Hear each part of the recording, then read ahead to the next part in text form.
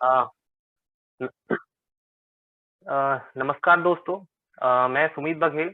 राज्य सेवा परीक्षा 2019 में मेरा चयन डिप्टी कलेक्टर के पद पे हुआ है और मैं आज आपको जो छत्तीसगढ़ जीएस का जो इम्पोर्टेंट टॉपिक है, छत्तीसगढ़ की जनजातियाँ, वो बताने वाला हूँ। जिसमें से जो पहला टॉपिक देखेंगे हम, उसमें है कि 2020, 19 और 18 में छत्तीसगढ़ जनजाति, कल्चर और पर्यटन से किस टाइप के क्वेश्चन्स आए हुए हैं। कि हमें पता है कि 26 नवंबर को सीजीपीएससी प्री का जो एडवर्टाइजमेंट है वो आ चुका है और उसी में ही यदि देखा जाए तो 171 टोटल पोस्ट निकले हुए हैं, जिसमें 15 डिप्टी कलेक्टर और 30 डीएसपी सहित अन्य पद भी हैं, शामिल है उसमें। और इसी में जो इम्पोर्टेंट टॉपिक है कि जो पेपर होते हैं, पेपर 1 और 2, जिसमें पेपर 1 में जो भारत का जीएस होता है और छत्तीसगढ़ का जीएस है। इसमें जो छत्तीसगढ़ का जीएस का जो इम्पोर्टेंट टॉपिक है, वो है हमारा छत्तीसगढ़ का ट्राइबल, मतलब जो जनजाति एक टॉपिक है, और दूसरा जो छत्तीसगढ़ की कल्चर है वो, और एक पर्यटन। जिससे विगत 2-3 वर्षों से देखा जाए तो बहुत ज़्यादा क्वेश्चन्स आ रहे हैं। जिसमें से यदि देखा जाए तो 2018 में लगभग 18 क्वेश्चन आए हुए थे और जैसे कि 2019 में यदि हम क्वेश्चंस को देखें तो वो 15 था और 2020 में भी लगभग 15 क्वेश्चंस इससे आए हुए हैं। तो ये जो टॉपिक है, इसका जो वेटेज है वो काफ़ी बढ़ता जा रहा है और हमारा जो मैक्सिमम मार्क है, जैसे कि मैंने पहले भी बता चुका हूँ कि हम ज़्यादा से ज़्यादा जो मैक्सिमम मार्क्स हैं वो इसमें अटेन कर सकते हैं छत्तीसगढ़ में, और उसी में से एक जो टॉपिक है छत्तीसगढ़ का जनजाति कल्चर, इससे स्कोर किया जा सकता है। तो मैं कुछ पिछले साल के कुछ क्वेश्चन पेपर दिखाना चाहूँगा, जिससे कि आसानी से समझा जा सकता है कि किस टाइप से क्वेश्चंस छत्तीसगढ़ के जनजाति, कल्चर और पर्यटन से क्वेश्चंस आते हैं। सर, स्लाइड्स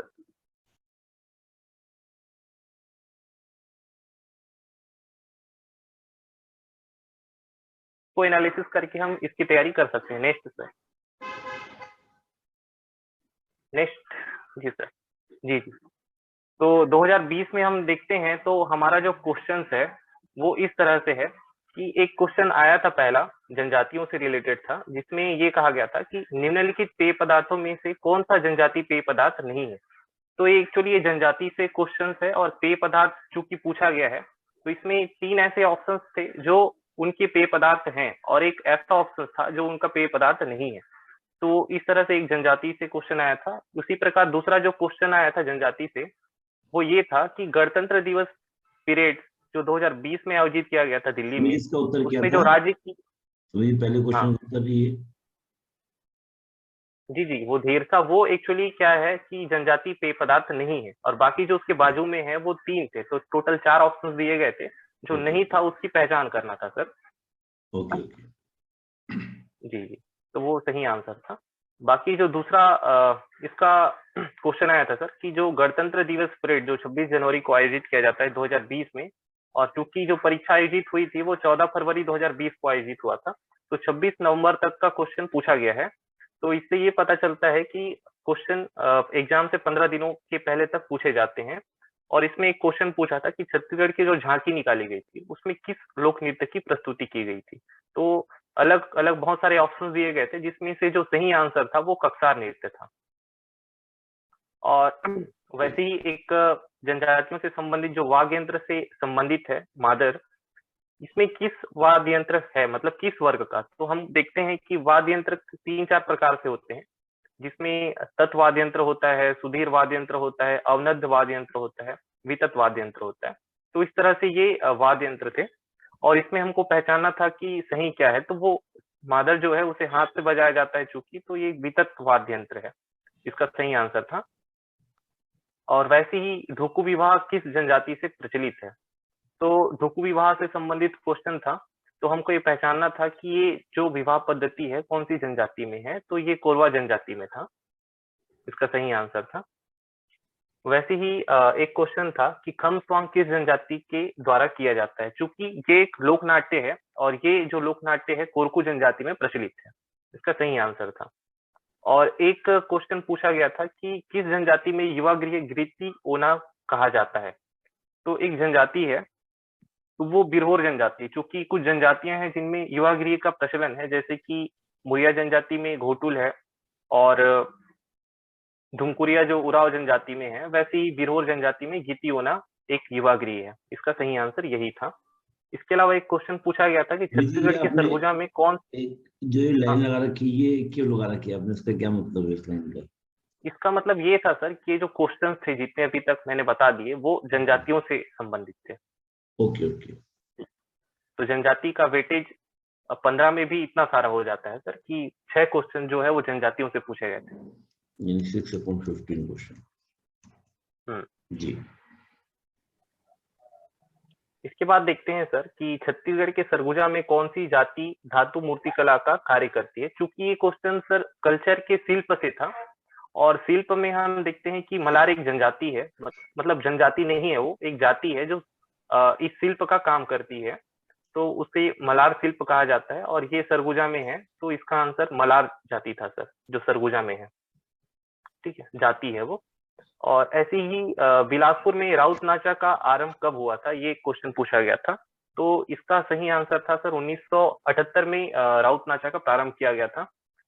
तो ये इसका सही आंसर था। इसके अलावा तो पर्व से एक व्यंजन से संबंधित था सर, देवरोही व्यंजन कब बनाया जाता है। अ,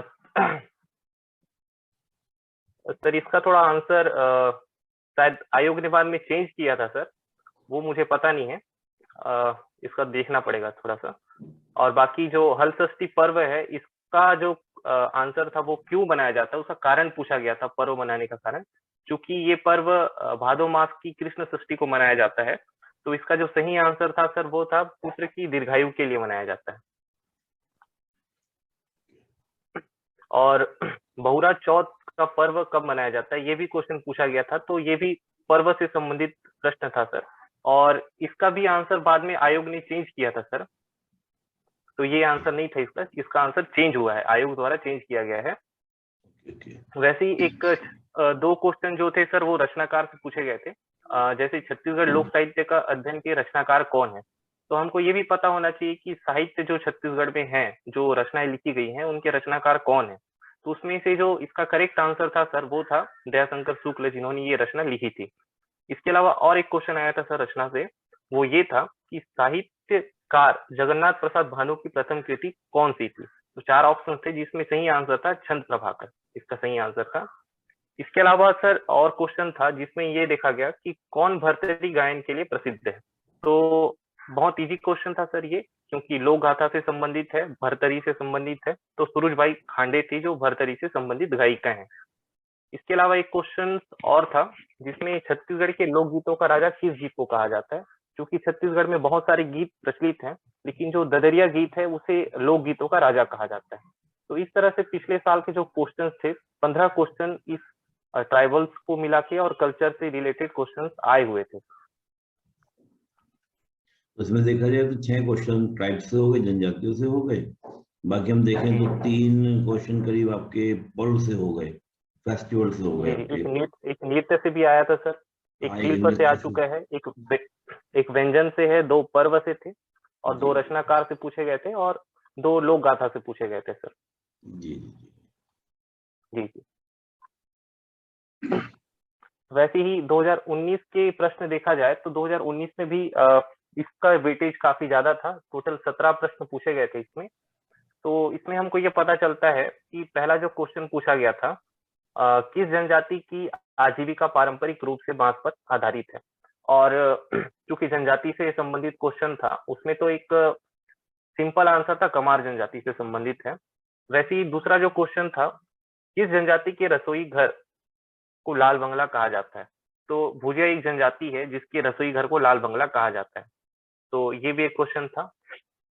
तीसरा जो हम देखते हैं, बिल्मा नृत्य किस जनजाति द्वारा किया जाता है। तो ये जो नृत्य है कौन सी जनजाति करती है, डायरेक्ट पूछा था क्वेश्चन, वो बैगा जनजाति था। इसके अलावा एक गहिरा गुरु जो थे वो किस जनजाति से संबंधित थे, ये क्वेश्चन था, तो वो कंवर जनजाति से संबंधित थे, ये पूछा गया था। इसके अलावा सर एक पर्व है गोंचा पर्व, जो बस्तर के जनजातियों द्वारा मनाया जाता है, तो ये किस क्षेत्र की जनजातियां मनाती है, ऐसा क्वेश्चन था। तो ये बस्तर क्षेत्र की जनजातियां मनाती हैं। इसके अलावा एक क्वेश्चन था कि किस विशेष पिछड़ी जनजाति की जनसंख्या छत्तीसगढ़ में सर्वाधिक है। तो विशेष पिछड़ी जनजाति विशेष वहां डाल के पूछा हुआ है। तो विशेष पिछड़ी जनजाति छत्तीसगढ़ में 5 है। तो उसमें से जो करेक्ट आंसर था बैगा था। इसके अलावा एक क्वेश्चन ये पूछा था कि गोदना गोदने वाली अनुसूचित जनजाति कौन है। तो वो ओझा है, जो गोदना गोदने का काम छत्तीसगढ़ में करती है। इसके अलावा एक क्वेश्चन और पूछा गया था कि खिनवा जो है शरीर के किस अंग में धारण किया जाता है। तो ये कान में पहना जाता है, तो खिनवा। इसके अलावा एक क्वेश्चन था कि अष्ट राज अम्भोज के लेखक कौन है। तो इसके जो लेखक थे वो धन्नुलाल श्रीवास्तव थे, और ये एक रचना से क्वेश्चन आया हुआ था। इसके अलावा अमृतधारा जलप्रपात किस नदी पर है। तो सिर्फ हमको नदी पहचानना था, तो ये हसदो नदी पे था। इसके अलावा गौरलाटा चोटी किस पार्ट में स्थित है। तो ये हमको पार्ट जानना था, तो ये सामरी पार्ट जो बलरामपुर जिले में स्थित है वहां पे स्थित है। इसके अलावा गोमरादा अभ्यारण्य कहाँ स्थित है ये पूछा गया था, तो वो रायगढ़ जिला में स्थित है। इसके अलावा देवरानी जेठानी मंदिर किस स्थान पे स्थित है ये पूछा गया था। तो ये तालागांव जो है वहां पे स्थित है। तो ये बस बताना था। इसके अलावा गंगा सुनील जी, दशमी जो देवरानी पर्व है, जेठानी मंदिर क्या है ये सर 2 अलग-अलग मंदिर है। देवरानी मंदिर, जेठानी मंदिर, जो तालागांव में स्थित है, मनियारी नदी के तट पे। तो उसको बताना था सर कि ये सबसे छत्तीसगढ़ की सबसे प्राचीन मंदिर है सर। Okay okay. जी जी। इसके अलावा गंगा दसरा जो पर्व है वो कौन से माह में और कौन सी तिथि में मनाया जाता है ये पूछा गया था। तो हमको माह भी बताना था और तिथि भी बतानी थी। तो जी ऑप्शंस दिए गए थे, तो उसमें जो करेक्ट आंसर था वो ज्येष्ठ शुक्ल दशमी था सर। ये पर्व से क्वेश्चन आ गया था। इसके जी। अलावा एक था कि जो मांड नदी है और महानदी है जो छत्तीसगढ़ में बहती है, इनके संगम पे कौन सा ऐसा धार्मिक स्थल स्थित है ये पूछा गया था। तो जी। धार्मिक स्थल जो है चंद्रहासिनी देवी का मंदिर है चंद्रपुर में, वो स्थित था सर। इसके जी। अलावा एक लोकोक्ति से क्वेश्चन आया था सर कि कब बबा मरही त कब बड़ा चोरी करके। तो इसका जो हमको अर्थ बताना था कि इसका अर्थ होता क्या है छत्तीसगढ़ी में। तो कार्य की अनिश्चितता, मतलब ये जो कार्य होता है वो अनिश्चित होता है जब हम इस वाक्य का प्रयोग छत्तीसगढ़ी में करते हैं। ठीक है। इसके अलावा एक लोरिक चंदा का संबंध किस स्थल से है, ऐसा क्वेश्चन आया था। चूंकि ये जो क्वेश्चन है आयोग द्वारा चेंज किया गया था या विलोपित कर दिया गया था बाद में सर, इसलिए वो लास्ट में लिखा था मैंने। ओके। तो 2019 में भी हम देखें तो सर हमको ये पता चलता है कि जनजातियों से जो क्वेश्चंस आए हुए थे वो लगभग 6 से 7 क्वेश्चंस थे, इसमें भी हमको पता चलता है। इसके अलावा जो आभूषण से एक क्वेश्चन आया हुआ था सर, और रचनाकार से भी एक क्वेश्चन था, और पर्यटन से 2-3 क्वेश्चन पूछे गए थे सर, और पर्व से भी क्वेश्चन था एक, और लोकोक्ति और लोक गाथा से एक आध क्वेश्चन पूछे गए थे। तो इस तरह से हमको पुराने क्वेश्चन पेपर को एनालिसिस करने से ये पता चलता है कि कौन से सेक्शन से किस टाइप के प्रश्न पूछे जाते हैं। वैसे ही एक क्वेश्चन और था जो 2018 में पूछा गया था, वो उसका एक देख लेते हैं। उसके बाद थोड़ा सा बताने में आसानी हो जाएगा कि किस तरह से क्वेश्चंस पूछे जाते हैं। जैसे 2018 में हम क्वेश्चंस को देखें तो हमको पता चलता है कि इनमें से कौन एक विशेष पिछड़ी जनजाति है, ऐसा क्वेश्चन इसमें पूछा गया था। इनमें से कौन एक विशेष पिछड़ी जनजाति है। तो इसमें क्या हुआ था कि जो 3 ऑप्शंस थे वो नहीं था ऑप्शन में, और एक इनमें से कोई नहीं। तो इसका जो करेक्ट आंसर था वो सर इनमें से कोई नहीं था, क्योंकि चूंकि जो 3 ऑप्शंस दिए गए थे वो विशेष पिछड़ी जनजाति नहीं थी, और जो चौथा ऑप्शन दिया गया था इनमें से कोई नहीं। तो इसका करेक्ट आंसर इनमें से कोई नहीं था। इसके अलावा जो दूसरा क्वेश्चन था सर कि हल्बी किस भाषा परिवार से संबंध है। तो हमको इसके परिवार भाषा को बताना था कि कौन से परिवार से ये संबंधित है। तो हम चूंकि देखते हैं आर्य भाषा परिवार है, हमारे पास द्रविड़ भाषा परिवार है, और तो ये हमको बताना था कि ये आर्य भाषा परिवार से संबंधित था। और इसी प्रकार भत्रा किस जनजाति से संबंधित है, मतलब जो एक भत्रा नाट है, सॉरी सर, इसमें दिया है पाइक किस जनजाति से संबंधित है। तो पाइक जो होता है सर वो कंवर जनजाति से संबंधित था, वो इसका करेक्ट आंसर था। इसके अलावा एक क्वेश्चन ये पूछा गया था कि धूमकुरिया किस जनजाति का युवा गृह है। तो इसका सिंपल आंसर था सर उराव जनजाति का वो युवा गृह है। इसके अलावा और एक क्वेश्चन पूछा गया था कि निम्न में से कौन बस्तर अंचल की बोली नहीं है। तो ये बस्तर अंचल की बोली पूछा गया था सर, जिसमें करेक्ट आंसर था सदरी जो है वो बस्तर क्षेत्र में नहीं बोली जाती, ये सरगुजा क्षेत्र में बोली जाती है। तो इसका करेक्ट आंसर सदरी था। इसके अलावा किस जनजाति के नाम पर नाट प्रसिद्ध है? तो एक जनजाति है जिसके नाम पे नाट प्रसिद्ध है, वो है भतरा जनजाति सर। तो इसका करेक्ट आंसर था भतरा जनजाति, जो बस्तर क्षेत्र की है। इसके अलावा कक्सार किस जनजाति का नृत्य है, ये पूछा गया था। तो कक्सार चूंकि बस्तर क्षेत्र में किया जाता है, तो बस्तर में रहने वाली जो मुरिया जनजाति है उनके द्वारा किया जाता है। इसके अलावा एक पर्व से संबंधित क्वेश्चन था कि गंगा दशहरा कब मनाया जाता है। ये क्वेश्चन 18 में भी आया था और 19 में भी आया था। तो ये ज्येष्ठ माह के दशमी में मनाया जाता है सर। और एक क्वेश्चन ये था, बड़े भजन का रामनामी मेला किस माह में लगता है? तो ये मेला से संबंधित क्वेश्चन था और इसमें हमको केवल माह बताना था कि कौन से माह में लगता है, क्योंकि छत्तीसगढ़ में पौष माह में ये लगता है। जी।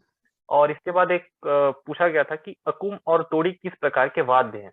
तो हमको वाद्य बताना था, जैसे कि मैं पहले ही बता चुका हूँ कि वाद्य वर्ग या प्रकार से पूछता है। पिछले बार एक क्वेश्चन आया था 2020 में मादक के नाम, वो किस प्रकार का था। वैसे ही क्योंकि ये फूका जाता है अकुम और तोड़ी, तो ये सुधीर वाद्य के वर्ग में आते हैं जी। वैसे ही एक क्वेश्चन पूछा था कि नानकुट टूरा भुलक भुलक के पार बाद है। ये इस लोकोक्ति का हमको अर्थ बताना था। तो ये जो इसका सही अर्थ था सर, सुई धागा, इसका जो अर्थ होता है। वैसे ही एक पूछा गया था, पर्रा भर लाई आकाश भर बरगाई, इसका क्या तात्पर्य है? तो इसका जो तात्पर्य था वो तारे से था, क्योंकि पूरा आकाश इससे चमक उठता है, इसका जो अर्थ होता है। और इनमें से एक चीज पूछा गया था कि इनमें से कौन एक भाजी नहीं है। तो रमकीरिया जो इसको छत्तीस भिंडी जो होता है उसको रमकीरिया को मतलब भिंडी को रमकीरिया कहा जाता है छत्तीसगढ़ी में, तो ये एक भाजी नहीं है। इसका सही आंसर था रमकीरिया। और इसके अलावा एक क्वेश्चन पूछा गया था कि इनमें से कौन सा एक बर्तन नहीं है। तो घनोची जो था वो बर्तन नहीं आता, तो इसका सही आंसर ये था। इसके अलावा एक क्वेश्चन पूछा गया था कि छत्तीसगढ़ शासन द्वारा किशोर साहू सम्मान किस क्षेत्र में दिया जाता है। तो ये जो सम्मान है फिल्म के क्षेत्र में उत्कृष्ट कार्य करने वालों को दिया जाता है। वैसे ही एक क्वेश्चन था, अब छत्तीसगढ़ रचनाकार से था संबंधित वो, जिसमें ये पूछा गया था कि छत्तीसगढ़ परिचय पुस्तक के लेखक कौन है। तो हमको ये बताना था, तो इसके जो लेखक थे वो बलदेव प्रसाद मिश्र थे। और एक क्वेश्चन ये पूछा था कि ठाकुर जगमोहन सिंह की रचना कौन सी है। तो इसके रचनाकार थे रचना है जो है वो सामा स्वप्न था, वो इसका करेक्ट आंसर था। इसके अलावा पर्यटन से कुछ क्वेश्चन पूछे गए हैं, जिसमें ये था कि सीता बेंगरा की गुफा में निर्मित नाट्यशाला स्थित है। तो हमको जगह का नाम बताना था, तो वो रामगढ़ की पहाड़ी थी, वो उसका करेक्ट आंसर था। इसके अलावा श्री लक्ष्मण देव राय द्वारा निर्माण कराया गया है। तो 4 ऑप्शन थे कि कौन से मंदिर का निर्माण उन्होंने कराया है। तो उसका करेक्ट आंसर था भोरमदेव मंदिर का निर्माण उन्होंने कराया। तो इस तरह से इसमें भी यदि हम देखें तो जनजातियों से जो क्वेश्चन है वो लगभग 7 हमको दिखाई देता है। तो 7 क्वेश्चन जनजातियों से आए थे। इसके अलावा जो छत्तीसगढ़ी पर्व से रिलेटेड क्वेश्चन आए थे, 2 क्वेश्चन मुझसे छूट गए जो बता नहीं पाया था मैं, कि जाजल देव महोत्सव किस स्थान पे आयोजित किया जाता है। क्वेश्चन नंबर 10 है। तो ये जो महोत्सव है ये जांजगीर में आयोजित किया जाता है। और एक क्वेश्चन था, बस्तर दशहरा के आयोजन की कुल अवधि कितने दिनों की होती है। तो ये 75 दिनों की होती है। तो ये छत्तीसगढ़ में पर्व मनाए जाते हैं, तो वो उससे संबंधित क्वेश्चन थे। तो इस तरह से छत्तीसगढ़ी पर्व भी पूछे जाते हैं। इसके अलावा छत्तीसगढ़ साहित्य से हम देखते हैं तो सब्जियों से संबंधित क्वेश्चन पूछे गए हैं, लोकोक्ति जनूला से क्वेश्चन पूछे गए हैं, और बर्तन से भी क्वेश्चन पूछे गए हैं। इसके बाद छत्तीसगढ़ी रचनाकार जो 2 क्वेश्चन आए हैं। इसके अलावा पर्यटन से रिलेटेड क्वेश्चन थे। तो इस तरह से हम एनालिसिस करके हमारे पढ़ाई को कि किस सेक्शन में कितना इंपॉर्टेंस देना है वो हमको पता चल जाता है पुराने क्वेश्चन पेपर को देखने से। और बताने का उद्देश्य यही था कि क्वेश्चन जो आ रहा है उसका वेटेज कौन से सेक्शंस में कितना ज्यादा है, फिर उसके अनुसार हम आगे पढ़ाई कर सकते हैं। तो वैसे ही सर नेक्स्ट करिए सर।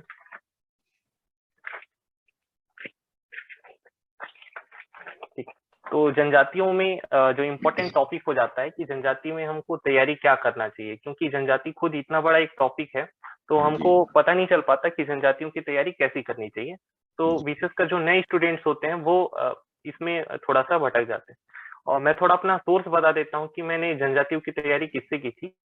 तो एक टूटेजा ट्यूटोरियल का जो प्रतियोगिता सारांश आता है, साथ में जो क्विक रिवीजन आता है, उससे मैंने इसकी तैयारी की थी।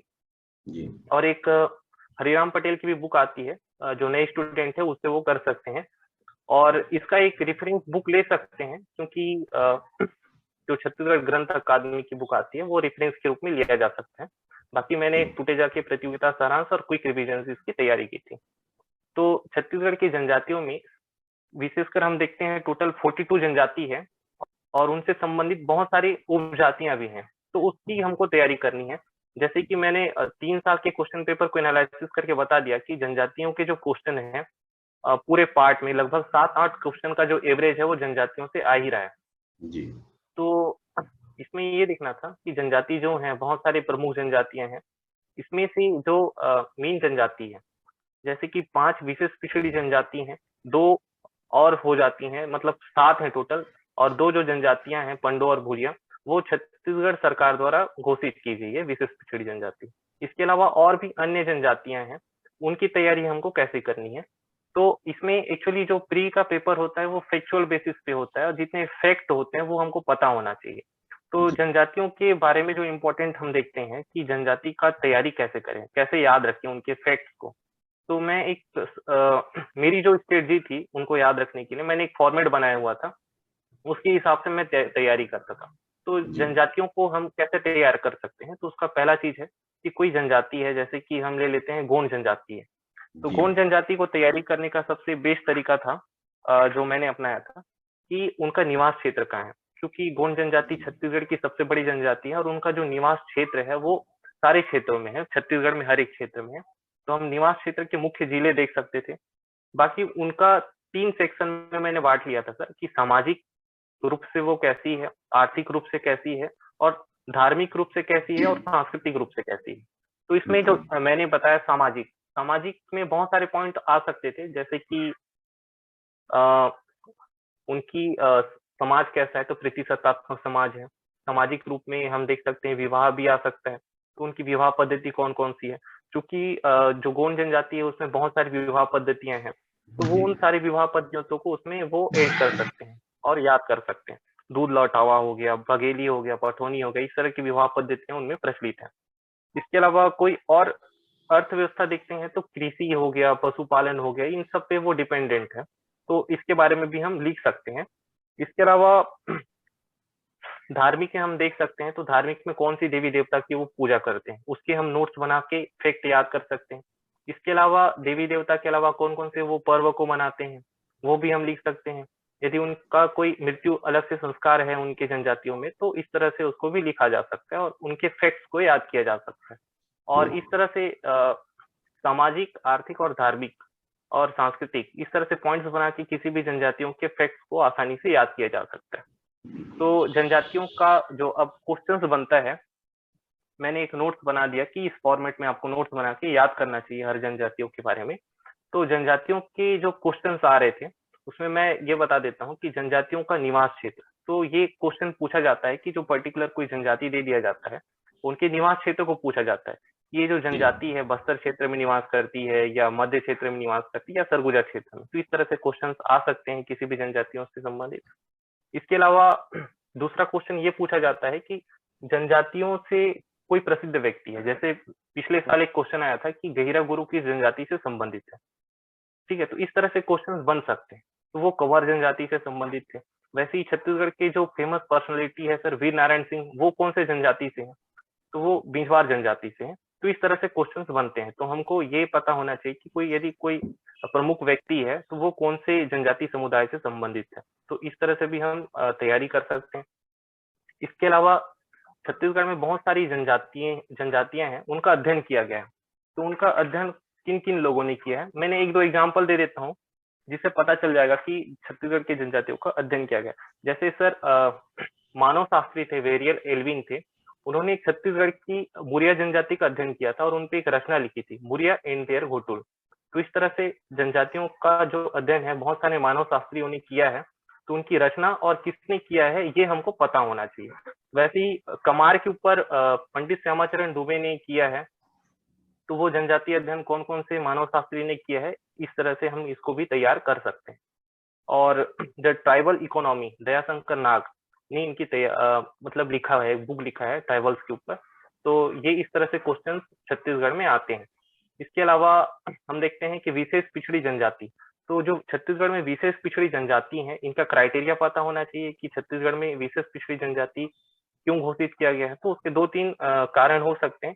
आर्थिक आधार पे या तो बहुत ज़्यादा पिछड़े हुए हैं, जनसंख्या बहुत कम है उनकी, या तो साक्षरता दर भी बहुत कम है, तो और या तो उनका जो अलगाव है वो अभी भी जारी है। तो ये आधार हो सकते हैं विशेष पिछड़ी जनजाति घोषित करने के।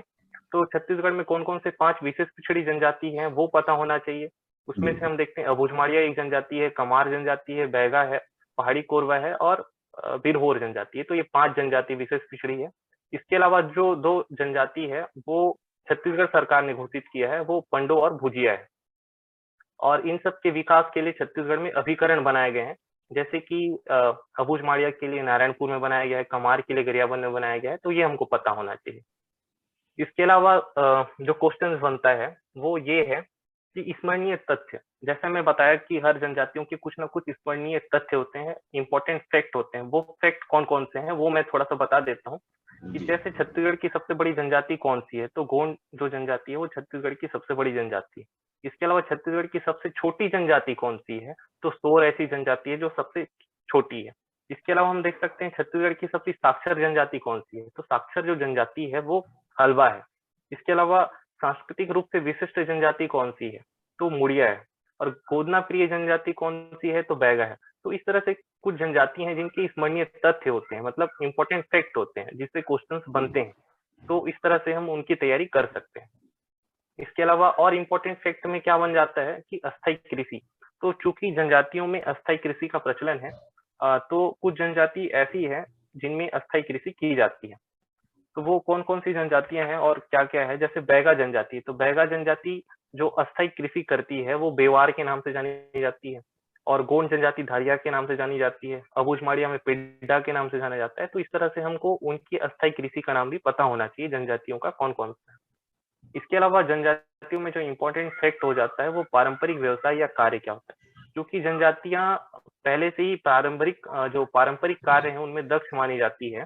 तो उनके कुछ हमको पारंपरिक व्यवसाय या कार्य भी पता होने चाहिए। जैसे कि हलवा जनजाति जो है उनका पारंपरिक कार्य क्या है, तो किसान कृषक कार्य है, या तो चिवड़ा निर्माण जो पोहा कहा जाता है उसका काम होता है, तो वो एक पता होना चाहिए। वैसे ही कोरको जनजाति है, उनका जो पारंपरिक कार्य क्या है, तो वो भूमि खुदाई उनका पारंपरिक कार्य है। अगरिया है तो लोहा गलाने का काम है उनका। और कमार जनजाति है तो बांस शिल्प। तो इस तरह से हमको जनजातियों के पारंपरिक कार्य भी पता होने चाहिए। इसके अलावा विवाह पद्धति, क्योंकि जनजातियों में बहुत सारी विवाह पद्धतियां प्रचलित हैं, तो विवाह पद्धति कौन कौन से हैं वो हमको पता होने चाहिए। जैसे कि ढोकू विवाह है, पिछले साल आ चुका है, तो वो कौन सी जनजाति में प्रचलित था वो पूछा गया था, तो वो कोरवा जनजाति में था। पैठुल विवाह क्या होता है और कौन सी जनजाति में है, तो वो हमको पता होना चाहिए, क्योंकि ढुकू और पैठुल ये जो दोनों विवाह है हट विवाह के नाम से जाना जाता है, और ये जो बैगा जनजाति में है और एक कोरवा जनजाति में। तो ऐसी ही छत्तीसगढ़ की जो जनजातियां हैं उनमें 10 से 15 प्रकार की विवाह पद्धतियां हैं। उन सब के बारे में थोड़ा सा नॉलेज हमको पता होना चाहिए कि क्या होता है। जैसे कि गुरावट विवाह आ चुका है, तो वो होता क्या है, तो एक विनिमय विवाह हुआ होता है वो, और इसमें क्या होता है, एक दूसरे परिवार के मध्य विवाह संबंध जो होते हैं वो होते हैं, आयोजित होते हैं। तो इस तरह से दूध दूध लौटावा क्या होता है, चूंकि ये गोंड जनजाति में प्रचलित है, तो ये ममेरे फुफेरे भाई बहनों के मध्य विवाह संबंध स्थापित होते हैं। तो ये हमको ऐसे थोड़ा सा नॉलेज पता होना चाहिए विवाह पद्धति के बारे में। इसके अलावा जो इम्पोर्टेंट और होता है जनजातियों में, वो उनके पेय पदार्थ होते हैं। तो उनके पेय पदार्थ में हम क्या कर सकते हैं कि कौन सी जनजाति कौन सा पेय पदार्थ यूज करते हैं। तो हम देखते हैं कि मुड़िया जनजाति जो है सल्फी पीती है, कोरवा जनजाति हाड़िया है, उराव जनजाति कोसमा है। तो इस तरह से हम उनके पेय पदार्थ को भी याद कर सकते हैं। इसके अलावा उनके देवता, कुछ ऐसी जनजातियां हैं जिनके देवता भी हमको याद करने पड़ेंगे, जिसमें देखते हैं कि घोड़ जनजाति है, उसमें जो दुल्हा देव है वो उनके प्रमुख देवता हैं। वैसे ही उराव जनजाति है, उसमें सरना देवी जो प्रमुख देवी हैं, ये हमको पता होना चाहिए। उसके अलावा बिंजवार जनजाति है, उसमें हम देखते हैं विंध्यवासिनी देवी है। कोरवा जनजाति है, उसमें खुड़िया रानी का प्रचलन है, मतलब इनकी वो पूजा करते हैं, तो उनके देवता भी हमको प्रमुख रूप से पता होने चाहिए। इसके अलावा जो इम्पोर्टेंट टॉपिक है जनजातियों से संबंधित, कि जनजाति जो है उनके लोक नृत्य कौन कौन से हैं, जनजाति कौन कौन से गीत गाते हैं, जनजातियों के कौन से लोक नाट्य हैं, जनजाति कौन से पर्व हैं, ये बाकी आगे वाले टॉपिक में है, ये उसको मैं डिस्कस कर दूंगा। इसके अलावा जनजातियों के युवा गृह जो है उनके बारे में थोड़ा पता होना चाहिए, जैसे कि घोटुल है। घोटुल जो है मुड़िया जनजाति का है, और इसमें हम देखते हैं थोड़ा सा उसका ब्रीफ नॉलेज पता होना चाहिए कि घोटुल मुड़िया जनजाति के होने के साथ साथ इसके सदस्यों को क्या बोला जाता है, इसके मुखिया को क्या बोला जाता है, प्रमुख नृत्य क्या है घोटुल का, प्रमुख गीत कौन सा है, और वेरियर एल्विन ने जो इसके ऊपर रचना लिखी है वो उसके बारे में थोड़ा बहुत पता होना चाहिए। वैसे ही धुमकुरिया के बारे में पता होना चाहिए कि धुमकुरिया जो है उराव जनजाति का है, और इसमें क्या होता है कि इसमें जो 3 आयु वर्ग है वो कौन से उम्र से लेके कौन सी आयु तक है वो पता होना चाहिए। उस वैसे ही एक गीती हो रहा है जो बिरहोर जनजाति का है, पिछले साल आया हुआ क्वेश्चन है ये, तो ये भी पता होना चाहिए था। इसके बारे में थोड़ा सा लाइट नॉलेज रखना जरूरी है। इसके अलावा प्रमुख जनजातियां हैं, उसके उसके नोट्स बना सकते हैं आप, वो इम्पोर्टेंट था। इसके अलावा जनजातियों में जनगणना से संबंधित एक प्रश्न पूछा जाता है, जैसे कि जनजातियों में साक्षरता का प्रतिशत कितना है। तो इसका एक सिंपल आंसर था कि जनजातियों में जो साक्षरता का प्रतिशत है 59.09% है। इसके अलावा जनसंख्या की बात करें तो ये 2 प्रकार से क्वेश्चन बन सकते हैं कि सबसे ज्यादा जनजातियों की जनसंख्या छत्तीसगढ़ में कौन से जिले में, तो एक जसपुर जिले में, और परसेंटेज के हिसाब से कौन से जिले में सबसे ज्यादा है तो वो सुकमा जिले में है, और सबसे कम कहाँ है वो भी हमको पता होना चाहिए। इसके अलावा जनजातियों में लिंगानुपात कितना है, तो टोटल जनजातियों में जो लिंगानुपात है वो 1020 है। तो इस तरह से जनगणना से संबंधित भी जनजातियों से क्वेश्चन पूछे जाते हैं। तो जनजातियों का ये पूरा इंपॉर्टेंट टॉपिक था। इतने सारे टॉपिक को यदि तैयार किया जाए तो जनजातियों से संबंधित जो हमारे पुराने क्वेश्चन पेपर हैं उसको और अच्छे से देख के इसकी तैयारी की जाए तो एक अच्छा सा मतलब स्कोर किया जा सकता है जनजातियों में, जो 7 से 8 क्वेश्चन आ रहे हैं उसमें से। जी सर।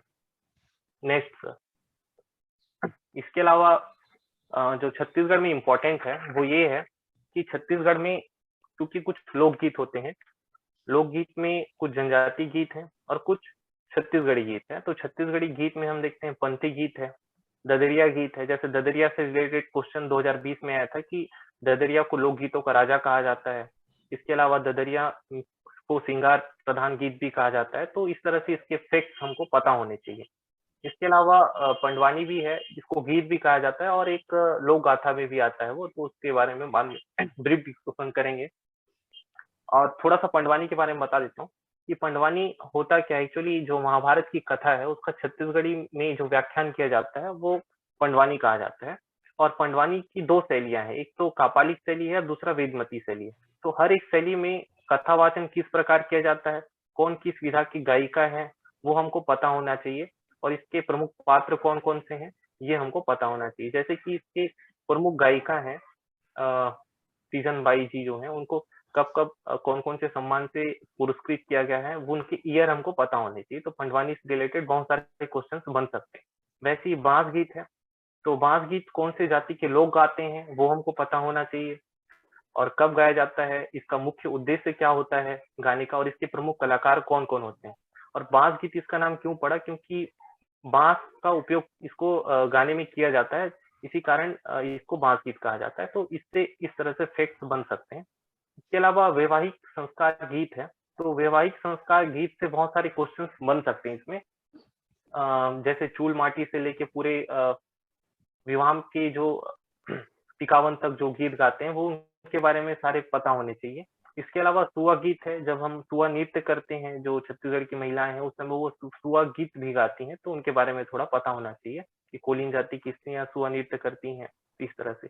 इसके अलावा एक और है जगार गीत के बारे में हमको थोड़ा बहुत पता होना चाहिए कि जगार गीत कौन से क्षेत्र में गाया जाता है, और जगार गीत में कौन से वाद्य यंत्र का प्रयोग किया जाता है। तो एक खपच्ची वाद्य यंत्र है, किससे बनाया जाता है, कौन गाती हैं, गुरुमाएँ गाती हैं, तो इनके बारे में हमको फैक्ट पता होना चाहिए। तो लोकगीत से भी क्वेश्चन बनता है, जैसे कि 2020 में ददरिया से रिलेटेड क्वेश्चन आया था। वैसे ही इम्पोर्टेंट है लोक गाथा। तो लोक गाथा में पंडवानी के बारे में पहले ही बता चुका हूँ। इसके अलावा लोरिक चंदा के बारे में पता होना चाहिए।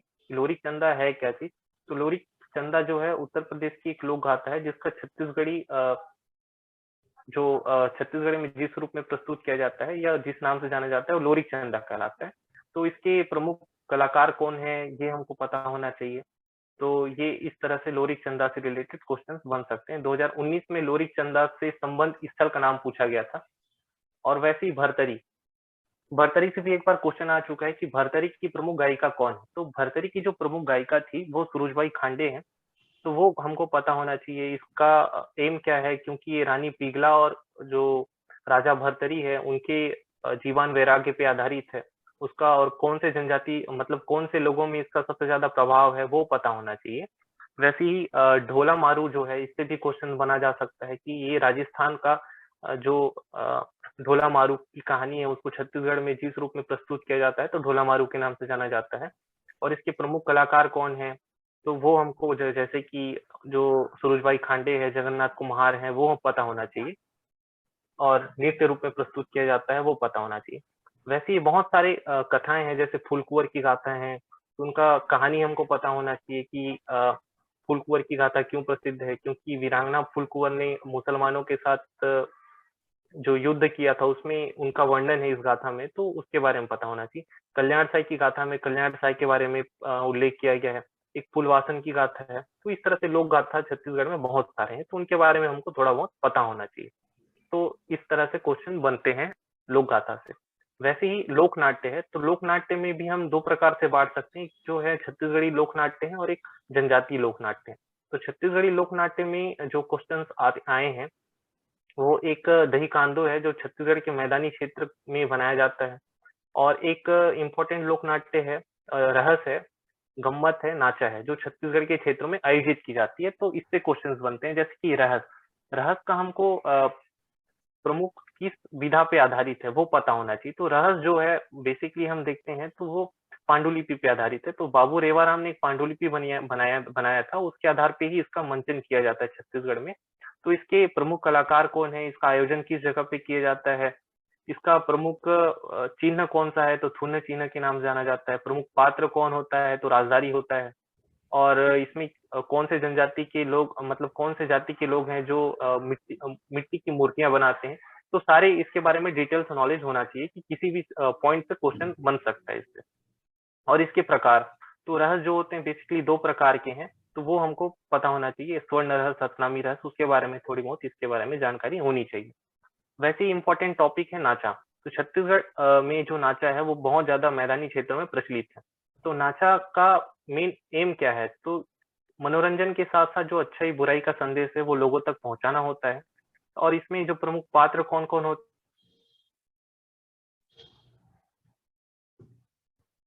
तो परी और नाचा के बहुत अच्छे पात्र होते हैं जो लोगों का हास्य व्यंग के माध्यम से उनको मनोरंजन देते हैं। तो इसकी नाचा को प्रतिष्ठित करने में जो प्रमुख कलाकार हैं, जैसे कि दाऊ रामचंद्र देशमुख जी है, दाऊ दुलार सिंह मंदरा जी है, जिनको नाचा का भीष्म पितामह कहा जाता है।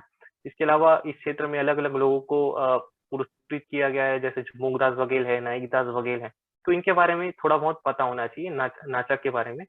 इसके अलावा गम्मत जो है ये भी महाराष्ट्र से आया है। तो इसके बारे में भी थोड़ा-सा पता होना चाहिए कि इसकी विधा क्या है, इसका मेन एम क्या है। और छत्तीसगढ़ में इसके जो 2 प्रकार हैं, खड़ी गम्मत और रतनपुरिया गम्मत, उसके बारे में एक नॉलेज होना चाहिए। तो इस तरह से लोक नाट्य का इम्पोर्टेंस है। ये चारों जो लोक नाट्य है वो बहुत ज़्यादा इम्पोर्टेंट हो जाते हैं, उनके बारे में पता होना चाहिए। इसके अलावा जनजातीय लोक नाट्य में हम देखते हैं 2018 में आ चुका है। तो ये इसके बारे में थोड़ा पता होना चाहिए कि कौन से जनजाति के लोग करते हैं और कौन से क्षेत्र में की जाती है। तो इस तरह से क्वेश्चन इससे बन सकता है और इसका प्रमुख उद्देश्य क्या है। वैसे ही खम्ब-स्वांग से एक क्वेश्चन आया था, ये 2020 में ही इससे क्वेश्चन आया था कि खम्ब-स्वांग कौन सी जनजाति करती है, तो इसका आंसर था कि खम्ब-स्वांग जो है वो कोरकू जनजाति करती है। ठीक। और माओ-पाटा है, जो माओ-पाटा कौन सी जनजाति करती है, तो माओ-पाटा जो है मुड़िया जनजाति करती है। और उसका प्रस्तुतिकरण कैसे किया जाता है, तो शिकार, जब वो गौर का शिकार करने जाते हैं तो उसको वो इस लोक नाट्य के रूप में प्रदर्शित करते हैं। तो ये थोड़ा-सा इसके बारे में हमको पता होना चाहिए था। और इसमें कौन-कौन से प्रमुख पात्र हैं, तो शिकारी शिकारी लोग जो होते हैं उनका प्रमुख पात्र होता है। गौर का जो प्रमुख पात्र होता है, इसके अलावा जो सिरहा होते हैं गाँव के, उनका एक प्रमुख पात्र होता है, वो हमको पता होना चाहिए। और एक कोकड़ी घोड़ा है, वो पता होना चाहिए कि वो कौन सी जनजाति का है। तो इसमें जो इम्पोर्टेंट टॉपिक बन सकते हैं वो क्या है, कौन सी जनजाति से संबंधित है, किस तरह से वो क्वेश्चंस बनते हैं, वो हमको पता होना चाहिए। इसके अलावा छत्तीसगढ़ी नृत्य, तो लोक नृत्य में देखते हैं लोक नृत्य में भी हमको छत्तीसगढ़ी नृत्य दिखाई देते हैं और कुछ जनजातीय नृत्य हैं वो दिखाई देते हैं। तो लोक नृत्य में जो राउत नृत्य है उसके बारे में थोड़ा बहुत हमको पता होना चाहिए कि राउत नृत्य क्यों किया जाता है। क्योंकि ये जो नृत्य होता है जो भगवान कृष्ण थे उन्होंने जब कंस का वध किया गया था उसके विजय प्रतीक के रूप में इसका आयोजन किया जाता है। कौन से जनजाति के लोग करते हैं, मतलब कौन से जाति के लोग करते हैं वो पता होना चाहिए। और इसको छत्तीसगढ़ में और किस नाम से जाना जाता है, जैसे कि गहिरा नृत्य के नाम से जाना जाता है।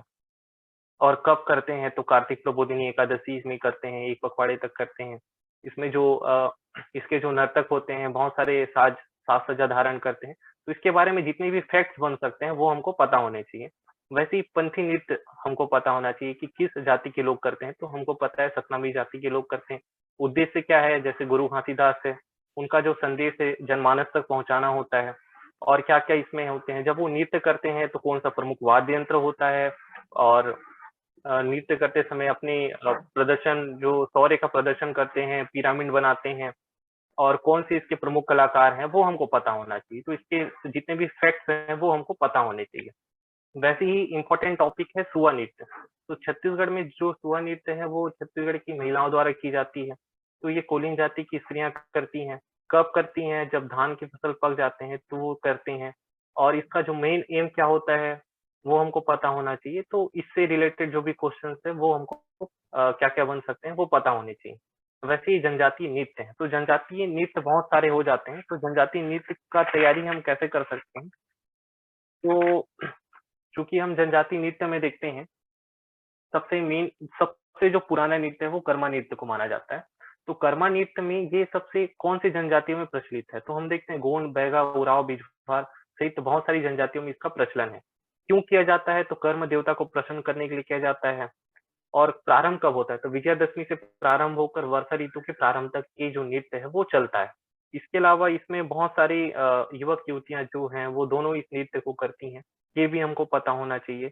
और इसमें कौन कौन से इसके जो टॉपिक्स हैं, मतलब इसके कौन कौन से प्रकार है, क्षेत्रीय प्रतिरूप भी हमको कर्मा नृत्य में दिखाई देता है। तो हम नृत्य की तैयारी ऐसे कर सकते हैं, इससे रिलेटेड क्वेश्चन बनते हैं। इसके अलावा जो इम्पोर्टेंट है, हम नृत्य में यदि तैयारी करना है तो बैगा जो जनजाति है उसके बहुत सारे नृत्य हैं। तो उसके जो प्रमुख नृत्य हैं हम देखते हैं, कर्मा खुद एक नृत्य है। इसके अलावा बिल्पा नृत्य है, परधोनी नृत्य है, दसरा नृत्य है, अटारी नृत्य है, फाग नृत्य है, सैला नृत्य है। ये जितने भी नृत्य के नाम बताए मैंने, ये केवल बैगा जनजाति करती है। तो बैगा जनजाति में यदि इसके नोट्स बनाने हैं तो क्वेश्चन क्या पूछा जाता है, जैसे कि बिलवा नृत्य एक बार पूछा गया था कि कौन सी जनजाति करती है। सिंपल सा क्वेश्चन है। तो हमको ये बताना है कि ये बैगा जनजाति करती है। तो हमको ये पता होना चाहिए कि बैगा जनजाति है तो उसके कौन-कौन से नृत्य हैं। और हर एक नृत्य के जो इम्पोर्टेंट फैक्ट हैं वो हमको पता होना चाहिए। जैसे कि कर्मा नृत्य के बारे में इम्पोर्टेंट फैक्ट मैंने बता दिया कि जो कर्मा नृत्य है अंचल का सबसे पुराना नृत्य है। ऐसे ही हर एक नृत्य के कुछ न कुछ इम्पोर्टेंट फैक्ट होते हैं। जैसे कि बैगा जनजाति में कुछ नृत्य हैं, जैसे बता दूं मैं, एक दशहरा नृत्य है। दशहरा नृत्य का जो इम्पोर्टेंट फैक्ट ये है कि दशहरा नृत्य को अन्य जनजाति नृत्यों का द्वार कहा जाता है, तो एक उसका इम्पोर्टेंट फैक्ट बन जाता है।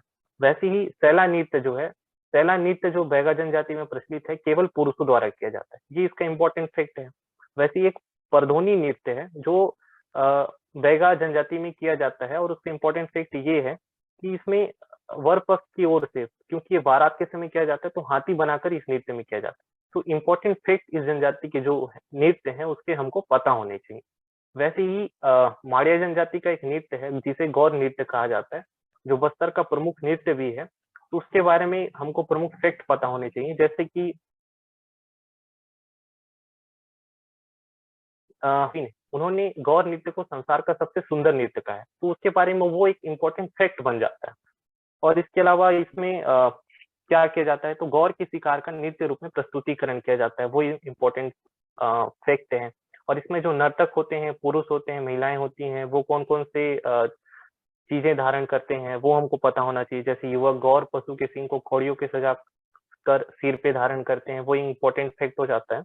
और जो युवतियां हैं हाथों में तिरुन नामक छड़ी धारण करती हैं, तो ये इम्पोर्टेंट फैक्ट है। तो इस तरह से हम क्या कर सकते हैं, जनजातीय नृत्य में गौर नृत्य का तैयारी कर सकते हैं। इसके अलावा मुड़िया जनजाति के भी बहुत सारे नृत्य हैं, जैसे गेड़ी नृत्य है, मांदरी नृत्य है, कसार नृत्य है, घोटुल पाटा है, हुल्की पाटा है, एवालतोर नृत्य है, दंडारी नृत्य है, पुष्कोलांग नृत्य है। तो इन सब नृत्य के इंपॉर्टेंट फैक्ट हमको पता होने चाहिए। जैसे कि गेड़ी नृत्य के बारे में मैंने बताया, तो गेड़ी नृत्य को डिटोंग नृत्य भी कहा जाता है और इसे केवल पुरुषों द्वारा किया जाता है। और इस नृत्य का जो मेन एम होता है वो होता है अपने शौर्य का प्रदर्शन करना होता है। तो ये इंपॉर्टेंट फैक्ट हर एक नृत्य के बारे में हमको पता होना चाहिए। और एक जी जैसे बता देता हूँ कि जी पुष्कोलांग जो नृत्य है वो सिर्फ पुरुषों द्वारा किया जाता है। ओके तो इस तरह से इंपॉर्टेंट फैक्ट होते हैं। जैसे कक्सार नृत्य है जो मुड़िया जनजाति का है, वो उनके लिंग देव को प्रसन्न करने के लिए किया जाता है। और कौन सी जनजाति करते हैं। घोटुल पाटा जो होता है मृत्यु के अवसर पे गाया जाता है। तो इंपॉर्टेंट फैक्ट हो जाते हैं। उल्की पाटा है, एबाल्टो नृत्य है, कौन से अवसर पे करते हैं। तो एबाल्टो नृत्य भी पूछा गया है, तो वो मडई के अवसर पे किया जाता है। तो इस तरह से हम इंपॉर्टेंट फैक्ट को लेकर जनजातियों के थ्रू उनको याद कर सकते हैं। तो इंपॉर्टेंट फैक्ट ही पूछे जाते हैं उसमें, या ये पूछा जाता है कि कौन से जनजातियों का ये नृत्य है। इस तरह से उराव जनजाति का भी नृत्य है, जैसे सरहुल नृत्य है, वो हमको पता होना चाहिए। कोरकू जनजाति का थाप्ती नृत्य पता होना चाहिए, ढांडल नृत्य के बारे में पता होना चाहिए। तो ऐसे ही बहुत सारे, पहाड़ी कोरवा का धमनश नृत्य है, धुरला जनजाति का पिंडुल नृत्य है। और ऐसे ही अन्य, जैसे धुरवा जनजाति का परब नृत्य है तो उसको सैनिक नृत्य कहा जाता है। क्यों कहा जाता है? क्योंकि वो विशेष कर्तव्य का प्रदर्शन करते हैं। तो इस तरह से छत्तीसगढ़ के जो लोक नृत्य हैं उनसे छत्तीसगढ़ी नृत्य और जो जनजातीय नृत्य हैं उससे क्वेश्चन बनते हैं इसी तरह से। Next sir. इसके अलावा जो इम्पोर्टेंट टॉपिक है छत्तीसगढ़ में हम देखते हैं वो लोक पर्व से संबंधित है। तो लोक पर्व में जो छत्तीसगढ़ी पर्व दिखाई देते हैं और इधर से जनजाति पर्व हमको दिखाई देता है। तो हमको जो दोनों की तैयारी पता होना चाहिए कि छत्तीसगढ़ में जो हरेली है, छत्तीसगढ़ का सबसे पहला पर्व माना जाता है, जो श्रावण मास की अमावस्या को मनाया जाता है। अब इसकी मनाने का कारण हमको पता होना चाहिए, कौन सी देवी देवता की हम इसमें पूजा करते हैं वो पता होना चाहिए। इसके अलावा कोई इंपॉर्टेंट जाति जो इससे जुड़ा हुआ है हरेली पर्व से, तो वो पता होना चाहिए। तो ये हरेली से संबंधित क्वेश्चन बनते हैं। इसके अलावा जो अरवा तीज है, ये भी छत्तीसगढ़ में बैसाख माह में मनाया जाता है। तो इसके बारे में कौन बनाता है, तो ये हमको पता होना चाहिए। अक्ती जो छत्तीसगढ़ में अक्षय तृतीया के नाम से जाना जाता है, तो ये इसमें पुत्रा पुत्री विवाह का आयोजन किया जाता है। और इस दिन कुछ भी चीज खरीदना शुभ माना जाता है, तो वो हमको पता होना चाहिए। इसके अलावा जो नाग पंचमी है वो क्यों मनाया जाता है, कौन से महीने में बनाया जाता है। भोजली के बारे में पता होना चाहिए कि भोजली कौन से महीने में बनाया जाता है। तो भादो महीने में मनाया जाता है और रक्षाबंधन के दूसरे दिन मनाया जाता है। मनाने का कारण ये है कि जो कृषि उपज अच्छे से हो, इसके मनाने का कारण है। इसमें कौन से फसल बोए जाते हैं, कब ठंडा किया जाता है, भोजली गीत गाया जाता है। तो ये सारी चीजें हमको पता होना चाहिए। वैसे ही हल षष्ठी से जो क्वेश्चन आया था एक बार कि हल षष्ठी का पर्व क्यों मनाया जाता है, तो कृष्ण पक्ष षष्ठी को मनाया जाता है। ये 2020 का क्वेश्चन था कि मनाने का कारण पूछा था। तो इस तरह से क्योंकि पुत्र की लंबी आयु की दीर्घायु की कामना से ये पर्व मनाया जाता है। महिलाओं द्वारा, जो संतानवती महिलाएं होती हैं वो मनाती हैं। तो कारण पूछा जाता है, कब मनाते हैं, इस तरह से क्वेश्चन इसमें पूछे जाते हैं। और कुछ विशिष्ट है जैसे कि सिगरी भरा जाता है, तो वो इस तरह से फैक्ट इसको हमको हमको पता होना चाहिए।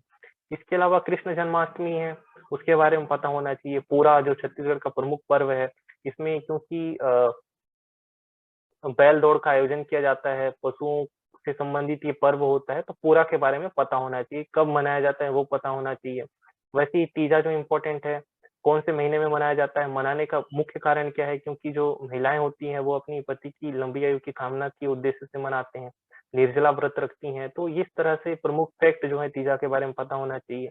वैसे ही जो छेरछेरा है इम्पोर्टेंट है, तो ये कौन से महीने में मनाया जाता है और मनाने का मुख्य उद्देश्य क्या है। बच्चे जो गीत गाते हैं उसके बारे में पता होना चाहिए।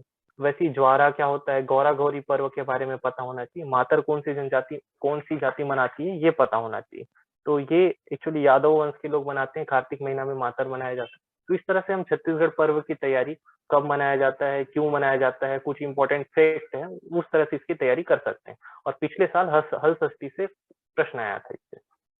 वैसे ही जनजाति पर्व में देखते हैं, तो गंगा दशमी का जो पर्व है वो सरगुजा क्षेत्र में मनाया जाता है। तो सरगुजा क्षेत्र में मनाने के कारण क्यों मनाया जाता है, तो गंगा के पृथ्वी पर स्मरण की स्मृति में मनाया जाता है, तो वो पता होना चाहिए।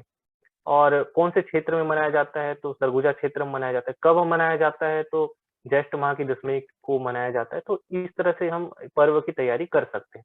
वैसे ही मंडई, तो मंडई जो होता है वो बस्तर क्षेत्र में काफ़ी प्रचलित है। तो इससे संबंधित जितने भी फैक्ट हैं वो हमको पता होना चाहिए कि मंडई का शुरुआत कौन से जगह से होता है, इसकी तिथि की घोषणा सिरहा या पुरोहित करते हैं। और मंडई जैसे एक इसका इम्पोर्टेंट फैक्ट है कि कहाँ का मंडई सबसे ज़्यादा प्रचलित है, तो इसका सीधा-सीधा आंसर होता है कि जो नारायणपुर का मावली मेला है वो सबसे ज़्यादा प्रचलित है। फागुन के अवसर पे कहाँ मंडई का आयोजन किया जाता है, कौन-सी जनजाति में मंडई का सबसे ज़्यादा प्रचलन है, तो मंडई से रिलेटेड बहुत सारे फैक्ट हमारे हमसे बनते हैं। वैसे ही सरहुल पर्व है, तो सरहुल पर्व उरांव जनजाति में मनाया जाता है, तो जनजाति कौन से संबंधित है ऐसा पूछा जा सकता है, कब मनाया जाता है, चैत्र मास में मनाया जाता है, कौन-सी देवी-देवता की पूजा करते हैं, कौन-सा नृत्य किया जाता है, तो इस तरह से इस पर्व से संबंधित क्वेश्चन बन सकते हैं। वैसे ही चैत्रेयी पर्व है, कौन से महीने में मनाया जाता है, कौन से जाति में प्रचलित जनजाति में प्रचलित है, वो पूछा जा सकता है। लारूकाज पर्व है, ये कौन-सी जनजाति मनाती है, मनाने का कारण क्या है? और इसमें किसकी बलि दी जाती है, तो इस तरह से क्वेश्चन इसमें बन सकते हैं। वैसे ही करम पर्व है, कौन-सी जनजाति मनाती है, मेघनाद पर्व का भी पूछा जा सकता है, कौन-सी जनजाति मनाती है इसमें और क्या-क्या होता है। वैसे ही धनकुल पर्व है, जो कि बस्तर क्षेत्र में भादो महीने में मनाया जाता है। इसमें धनकुल गीत गाया जाता है, जगार गीत भी कहा जाता है, तो ये पता होना चाहिए। और इसके अलावा जो प्रमुख पर्व है बस्तर का दशहरा, तो बस्तर का दशहरा तो वर्ल्ड फेमस है, इसके बारे में थोड़ा-सा पता हो। बस्तर दशहरा की शुरुआत कब से होती है? श्रावण मास की अमावस्या से ही इसकी शुरुआत हो जाती है। तो इसके जो प्रमुख फैक्ट हैं बस्तर दशहरा के, वो हमको पता होना चाहिए कि कब रथ चोरी किया जाता है, भीतर रैनी, बाहर रैनी किसको बोला जाता है, कुंवार अमावस्या क्या होता है। तो इससे रिलेटेड सारे फैक्ट जो इम्पोर्टेंट प्रोसेसेस हैं बस्तर दशहरा के, वो सारे स्टेप्स हमको पता होने चाहिए, तब इसकी तैयारी हम कर सकते हैं। उसके बाद जो गोंचा पर्व है, गोंचा पर्व से रिलेटेड भी क्वेश्चन्स बनते हैं कि कौन से महीने में मनाया जाता है, तो आषाढ़ शुक्ल पक्ष में मनाया जाता है, वो पता होना चाहिए। इसके अलावा इसमें तुक्की एक जो पर्व हमें थोड़ा-सा पता होना चाहिए। तो और माटी तिहार बस्तर क्षेत्र में मनाया जाता है, कौन से महीने में मनाया जाता है, मनाने का कारण क्या है, वो पता होना चाहिए। ककसार पर्व जो भोजमरिया जनजाति में मनाया जाता है, क्यों मनाया जाता है और किस नृत्य का आयोजन किया जाता है, तो वो सारी चीज़ें पता होनी चाहिए। इसके अलावा जनजातियों के जो इम्पोर्टेंट पर्व हैं, नवाखानी है, आमाखाई है, तो इस तरह से सारे जो पर्व हैं, मनाने के कारण, कब मनाया जाता है, क्यों मनाया जाता है, ये सारी चीज़ हमको फॉर्मेटिंग में तैयार करके रखनी चाहिए। तो इस तरह से हम छत्तीसगढ़ के जो लोक पर्व हैं, चाहे छत्तीसगढ़ी पर्व है, चाहे जनजाति पर्व है, उसकी तैयारी हम नीचे से इसके अलावा जो इम्पोर्टेंट हो जाता है प्रमुख मेले और तिथि। जैसे कि छत्तीसगढ़ में कुछ प्रमुख मेले आयोजित होते हैं, तो उसके बारे में थोड़ा बहुत पता होना चाहिए। जैसे कि छत्तीसगढ़ में मकर संक्रांति पे कुछ जगहों पे मेला लगता है। जैसे जांजगीर में देवरघट्टा मेला जांजगीर वो लगता है और पोरथा संक्रांति मेला रायगढ़, वहाँ पे मकर संक्रांति के अवसर पे मेला लगता है। तो वो फैक्ट हमको पता होना चाहिए कि मकर संक्रांति के अवसर पे कहाँ मेला लगता है। वैसे ही माघ पूर्णिमा के अवसर पे कहाँ मेला लगता है? तो माघ पूर्णिमा के अवसर पे छत्तीस तो कुछ मेले ऐसे हैं जो 4 जगह मैं बता देता हूँ कि सिरपुर, राजिम और सिवरी नारायण और चंपारण का जो मेला होता है, वो माघ पूर्णिमा के अवसर पे आयोजित होता है और शिवरात्रि में खत्म होता है। तो हमको उसका टोटल ड्यूरेशन पता होना चाहिए कि माघ पूर्णिमा के अवसर पे लग रहा है और कब खत्म हो रहा है। इसके अलावा माघ पूर्णिमा के अवसर पे बहुत जगह मेले लगते हैं, जैसे कि दामाखेड़ा का मेला है, कुदुरमाल का मेला है, रतनपुर है, श्वेतगंगा है, बेलपान है, मदकू है, बिल्हा है, बहुत सारी जगहों पे माघ पूर्णिमा के अवसर पे मेले आयोजित होते हैं, तो वो हमको पता होना चाहिए। इसके अलावा महाशिवरात्रि के अवसर पे कहाँ-कहाँ मेला लगता है छत्तीसगढ़ में, तो मल्हार का मेला है और गड़िया पहाड़ का मेला है, तुर्री धाम का मेला है, रुद्री महाशिवरात्रि के अवसर पे मेले का आयोजन होता है, तो ये फैक्ट भी हमको पता होने चाहिए। वैसे ही कार्तिक पूर्णिमा के अवसर पे कहाँ मेला लगता है, तो वो भी हमको पता होना चाहिए कि कार्तिक पूर्णिमा के अवसर पे जो रायपुर का जो महादेव घाट है, वहाँ पे मेले का आयोजन होता है। तो वो एक इम्पोर्टेंट फैक्ट बन जाता है इस टॉपिक से, तो वो भी हमको पता होना चाहिए। इसके अलावा अलग-अलग जगहों पे जैसे रामनवमी के अवसर पे भी मेला लगता है, 2 जगहों पे डभरा और भोरमदेव, तो वो हमको पता होना चाहिए। फागुन महीने में कहाँ आयोजित होता है, तो वो भी हमको पता होना चाहिए कि फागुन महीने में यदि हम देखें, तो गिरौदपुरी का मेला आयोजित होता है, तो कुटी घाट का मेला। तो ये मेला हमको पूरा पता होना चाहिए कि कौन से समय पे लगता है और कौन से जगह पे आयोजित होता है। इसके अलावा मेला पे और क्वेश्चन पूछा जा सकता है कि कहाँ का मेला सबसे ज़्यादा प्रसिद्ध है, तो पहले ही बता चुका हूँ कि नारायणपुर का मेला। तो ये मेला से रिलेटेड क्वेश्चन है, इस तरह से बनते हैं।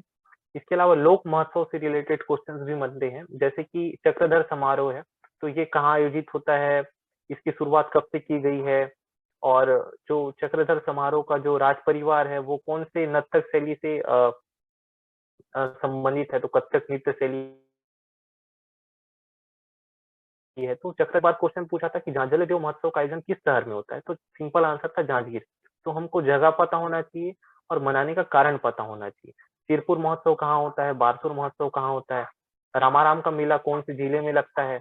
तो इस तरह से लोक महोत्सव से संबंधित प्रश्न बनते हैं, तो वो हमको इससे भी हमको तैयारी करना चाहिए। और एक बार जाजल्य देव महोत्सव, चक्रधर समारोह, इनसे संबंधित क्वेश्चन आए हुए हैं पहले। इसके अलावा जो प्रमुख टॉपिक है वो है प्रमुख शिल्प कौन है और शिल्पकार कौन है। तो प्रमुख शिल्प छत्तीसगढ़ मिट्टी शिल्प में भी एक टेराकोटा शिल्प है जो किसी बस्तर क्षेत्र में भी है, और अन्य क्षेत्र में मिट्टी शिल्प हमको दिखाई देता है। तो हमको उनके क्षेत्र विशेष पता होना चाहिए। काष्ठ शिल्प के बारे में पता होना चाहिए कि काष्ठ शिल्प में क्या बनाया जाता है, कौन सी जनजाति उससे संबंधित है, जैसे कि मुरिया जनजाति काष्ठ शिल्प से संबंधित है। वैसे ही जो बांस शिल्प है, बांस शिल्प के बारे में थोड़ा पता होना चाहिए कि कौन कौन सी जनजातियां हैं जो बांस शिल्प से संबंधित है।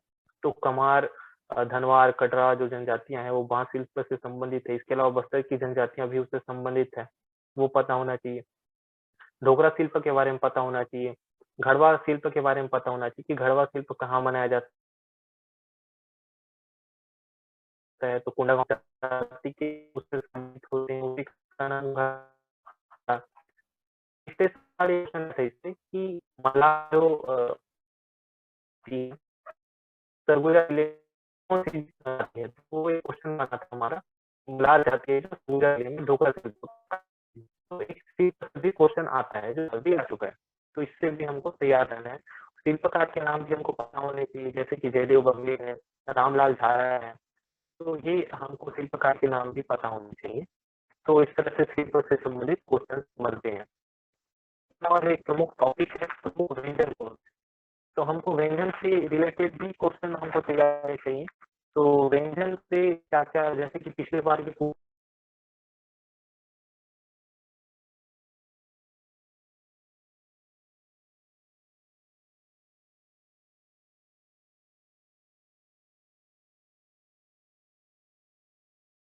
से जो क्वेश्चंस बनते हैं, जैसे प्रमुख शिल्प जी जो है ये कौन से शिल्पकार है वो हमको पता होना चाहिए। तो छत्तीसगढ़ में यदि प्रमुख शिल्प की बात करें तो मिट्टी शिल्प छत्तीसगढ़ का प्रमुख शिल्प है। कौन कौन से जिलों में ये प्रसिद्ध है वो हमको पता होना चाहिए, जैसे कि रायगढ़, सरगुजा, राजनांदगांव हो गए, तो वहां पे इसकी तैयारी कर सकते हैं। इसके अलावा मिट्टी शिल्प से ही टेराकोटा शिल्प है, तो ये बस्तर क्षेत्र में बहुत ज्यादा प्रसिद्ध है, जैसे कि नगरनार है, कोंडागांव का कुम्हारपारा है। इसके अलावा हम देखते हैं नारायणपुर का एड़का है, तो ये स्थान हमको पता होने चाहिए। इसके अलावा काष्ठ शिल्प के बारे में थोड़ा बहुत पता होना चाहिए कि कौन सी जनजाति इस काष्ठ शिल्प से संबंधित है, तो ये भी हमको पता होना चाहिए। इसके अलावा बांस शिल्प के बारे में थोड़ी बहुत जानकारी होनी चाहिए कि बांस शिल्प में जो प्रमुख जनजाति है वो कौन सी है। तो प्रमुख जनजाति की बात करें तो बांस शिल्प की जो प्रमुख जनजाति है वो कमार जनजाति है। इसके अलावा कमार, कटरा, धनवार और बस्तर की अन्य जनजाति भी बांस शिल्प से संबंधित होती है। तो इससे जो जो प्रमुख फैक्ट हैं वो बनने हैं, वो हमको तैयार करने पड़ेंगे। इसके अलावा जो ढोकरा शिल्प है, ढोकरा शिल्प में यदि हम देखें तो घड़वा शिल्प है, तो घड़वा शिल्प कोंडागांव क्षेत्र में प्रसिद्ध है। घड़वा जाति के जो लोग हैं इससे संबंधित होते हैं, इसी कारण इसका नाम घड़वा शिल्प पड़ा। तो ये भी एक प्रमुख फैक्ट है जो हमको पता होना चाहिए। वैसे ही एक क्वेश्चन आया था 2020 में कि शिल्प से ही क्वेश्चन था कि सरगुजा की कौन सी जाति है जो शिल्प कला से संबंधित है, तो वो मलार जाति है जो सरगुजा में रहती है और ढोकरा शिल्प का काम करती है। तो ये प्रमुख फैक्ट हमको पता होना चाहिए था। वैसे ही रायगढ़ की जो झारा झारा कला है, जो रायगढ़ में झारा कला के नाम से जाना जाता है, वो भी हमको पता होना चाहिए। घड़वा कला का जो पद्धति पता होना चाहिए कि कौन से पद्धति से बनता है, तो एक भ्रष्ट मोम पद्धति होता है। तो इसमें जो धातुओं को ढालकर विभिन्न आकृतियां बनाई जाती हैं, तो ये पूरी पद्धति शिल्प से पता होना चाहिए। इसके अलावा जो प्रमुख शिल्पकार कौन कौन है, जयदेव बघेल है, कौन से कला से संबंधित है, रामलाल झारा है, गेदराम सागर है, तो ये प्रमुख शिल्पकार के नाम भी हमको पता होना चाहिए। इसके अलावा शिल्प से एक हट के एक टॉपिक है चित्रकार, तो प्रमुख चित्रकार भी हमको पता होने चाहिए। जैसे गौण चित्रकारी कौन बनाता है, और नोहडोरा का अलंकरण, क्योंकि वो चित्रकारी से संबंधित है, तो नोहडोरा का अलंकरण कौन सी जनजाति में प्रचलित है, तो गौण जनजाति में प्रचलित है। और इसके अलावा प्रमुख चित्रकार की बात करूं तो प्रवीण शर्मा का नाम है। तो ये गौण चित्रकारी में यदि बात करूं तो जनगढ़ सिंह श्याम है, आनंद सिंह श्याम है, नर्मदा सोनसाई है, तो ये चित्रकार के नाम भी हमको पता होने चाहिए। इसके अलावा जो दूसरा टॉपिक था, हम देखते हैं प्रमुख व्यंजन। चूंकि 2020 में एक व्यंजन से क्वेश्चन आया था कि देहरोरी जो व्यंजन है वो कौन से समय पे बनाया जाता है, तो हमको अब व्यंजन से रिलेटेड किस टाइप के क्वेश्चन आ सकते हैं तो वो पता होना चाहिए। तो व्यंजन में किस कौन से समय पे बनाया जाता है, चावल से कौन कौन से व्यंजन बनाए जाते हैं, कौन कौन से व्यंजन होते हैं जो मीठे होते हैं, कौन से नमकीन होते हैं, कौन से बेसन से बनाए जाते हैं, तो इस टाइप से व्यंजन से संबंधित क्वेश्चन आ सकते हैं। तो हमको अपना जो तैयारी है, इन सारे जिस जिस प्रोसेस तैयारी करना पड़ेगा, क्योंकि इससे व्यंजन से संबंधित जो पुराने क्वेश्चन हैं वो थोड़ा सा बता देता हूँ कि जो एक तस्मई है वो खीर कहा जाता है छत्तीसगढ़ी में जिसको। और पक्षी पक्षी का स्वाद पूछा है, पहले जो क्वेश्चन आया है, तो पक्षी का स्वाद कैसा होता है, तो पक्षी का स्वाद मीठा होता है। इसके अलावा छत्तीसगढ़ी व्यंजन जो फरा होता है वो कैसे बनाया जाता है, तो वो चावल के आटे से बनाया जाता है। और जो राजीव लोचन मंदिर है राजिम में, उसमें कौन सा प्रसाद है जो व्यंजन के रूप में दिया जाता है, तो वो एक पीड़िया है। तो इस तरह से व्यंजन से क्वेश्चंस आते हैं, और इस तरह से हमारा जो व्यंजन के ऊपर तैयारी है वो इन सारे क्राइटेरिया को ध्यान में रख के करना चाहिए। उसके अलावा जो इम्पोर्टेंट है प्रमुख छत्तीसगढ़ी आभूषण, 2019 में एक आभूषण से क्वेश्चन आया था कि खिलवा जो है शरीर के कौन से अंग में पहना जाता है, तो कान में। तो हमको अब व्यंजन हमको आभूषण से ये पता होना चाहिए कि शरीर के बहुत सारे अंग हैं, और उसमें जैसे सिर है, कान है, नाक है, तो इसमें कौन कौन से आभूषण पहने जाते हैं वो हमको पता होना चाहिए। जैसे कि एक सिर का बता देता हूँ। सिर में कौन कौन से चीजें पहने जाते हैं, जैसे कि जंगली फूल है, कौड़िया है, ककई कंघी है, मांग मोती है, पटिया है, तो ये सारी चीजें जो आभूषण है वो सिर में पहने जाते हैं, तो हमको वो पता होना चाहिए। वैसे ही कान में क्या क्या पहने जाते हैं, तो कान में जो पहने जाने वाले खिनवा है, करण फूल है, बारी है, लुरकी है, लवंग फूल है, तितरी है, ये सब कान में पहने जाते हैं। तो इस तरह से हम कहाँ कहाँ पहने जाते हैं, क्या क्या पहने जाते हैं वो पता होना चाहिए। जैसे कि 2019 में क्वेश्चन आया था कि खिनवा कहाँ पहना जाता है और कौन कौन से आभूषण कहाँ पहने जाते हैं वो पता होना चाहिए। तो इस तरह से हमको तैयारी करनी चाहिए। वैसे ही नाक में क्या क्या पहना जाता है, तो फूली पहना जाता है, नथ है, नथनी है, लवंग है, बेस्तर है, बुलाक है, वो सब पहने जाते हैं, वो पता होना चाहिए। गले में क्या पहना जाता है वो भी हमको पता होना चाहिए, सूता, पुतरी, ये सारी चीजें पता होनी चाहिए। वैसे ही कमर में करधन पहना जाता है, पैर में पैरी पहना जाता है, तो हाथ में बहुत सारे जैसे भुजा है वहां पे हम क्या पहनते हैं, तो कलाई या बाजू में नाग मोरी पहना जाता है, तो वो सारी चीजें पता होनी चाहिए। और इसमें से जो क्वेश्चन आ चुका है वो थोड़ा सा बता देता हूँ कि सूता शरीर के किस अंग में पहना जाता है, क्वेश्चन है पुराना, तो हम बता सकते हैं कि गले में पहना जाता है। बहुटा कहाँ पहना जाता है, तो बाह में पहना जाता है। पुत्री कहाँ पहना पूछा गया है, तो इस तरह से पुराने क्वेश्चन आए हुए हैं, तो पुराने क्वेश्चन को देख के हम पता कर सकते हैं कि आभूषण से किस टाइप के क्वेश्चन बन सकते हैं। वैसे ही इंपॉर्टेंट टॉपिक हो जाता है पुरस्कार से, तो पुरस्कार से भी क्वेश्चन आते हैं, चूंकि करंट का क्वेश्चन होता है, क्योंकि छत्तीसगढ़ सरकार अभी ही जब नवंबर महीने में ही छत्तीसगढ़ शासन ने सम्मान कार्यक्रम आयोजित किया गया था, जिसमें बहुत सारे सम्मान आयोजित किया है, कम से कम 20 सम्मान जो है छत्तीसगढ़ सरकार देती है, तो वो हमको पता होना चाहिए कि किस क्षेत्र में दिया गया है और किसको दिया गया है, तो इस तरह से क्वेश्चन बनते हैं। जैसे कि अधिकतर जो क्वेश्चंस मैंने देखे हैं कि छत्तीसगढ़ कौन से क्षेत्र में दिया जाता है और किसको दिया गया है, ये पता होना चाहिए। वैसे ही मिनी माता सम्मान के बारे में पता होना चाहिए कि किस क्षेत्र में दिया जाता है और किसे दिया गया है इस साल। तो ऐसे बहुत सारे सम्मान हैं, वो हमको पता होना चाहिए। जैसे पंडित रविशंकर शुक्ल सम्मान है, सुंदरलाल शर्मा सम्मान है, यति यतनलाल सम्मान है, गुरु घासीदास सम्मान है, कुपचंद बघेल सम्मान है, मिनी माता सम्मान है। तो ये इन जितने भी सम्मान है जो छत्तीसगढ़ सरकार देती है, उसके क्षेत्र पता होना चाहिए और जो 2021 है उसमें किसको दिया गया है ये पता होना चाहिए। वैसे ही एक इम्पोर्टेंट टॉपिक है कि पद्म विभूषण है, पद्मश्री है और पद्म भूषण है। क्योंकि छत्तीसगढ़ में अभी राधेश्याम बारले को ये सम्मान मिला है, तो वो किस क्षेत्र में मिला है, तो पंथी गायन के क्षेत्र में मिला है। वर्ष पूछा गया है तो वो कब मिला है वो हमको पता होना चाहिए। तो सम्मान से रिलेटेड करंट से क्वेश्चन बनते हैं, तो इसकी तैयारी करंट के प्रोस्पेक्ट में होना चाहिए। और एक क्वेश्चन ऐसा भी बन सकता है कि जो कौन सा ऐसा सम्मान है, जैसे पद्म विभूषण है, पद्म भूषण है, पद्मश्री है, जो छत्तीसगढ़ में किसको मिला है ये तीनों सम्मान, तो ऐसा क्वेश्चन भी कभी बन सकता है। तो जैसे तीजन बाई जी हैं, उनको ये सम्मान मिला है, तो वो हमको पता होना चाहिए। और कुछ भी क्वेश्चन बन सकते हैं, जैसे कि पद्मश्री है, तो पद्मश्री छत्तीसगढ़ में कौन-कौन से महिलाओं को मिला है और कौन सी महिला को नहीं मिला है। तो इस टाइप के क्वेश्चन भी बन सकते हैं। तो सम्मान से रिलेटेड क्वेश्चन भी हमको तैयार करने चाहिए। इसके अलावा जो इम्पोर्टेंट टॉपिक हो जाता है वो होता है, एक होता है पर्यटन। तो पर्यटन में जो इम्पोर्टेंट है सवाल पूछे जाते हैं। तो ये पर्यटन किस तरह से ऐतिहासिक भी हो सकते हैं, प्रागैतिहासिक भी हो सकते हैं, प्राकृतिक भी हो सकते हैं। तो ऐतिहासिक का मतलब ऐसे स्थान से है जो ऐतिहासिक संबंध रखते हैं, जिसमें कि हम देख सकते हैं भोरम देव हो गया, राजिम है, सिरपुर है। तो इस तरह से हम पर्यटन की तैयारी कर सकते हैं।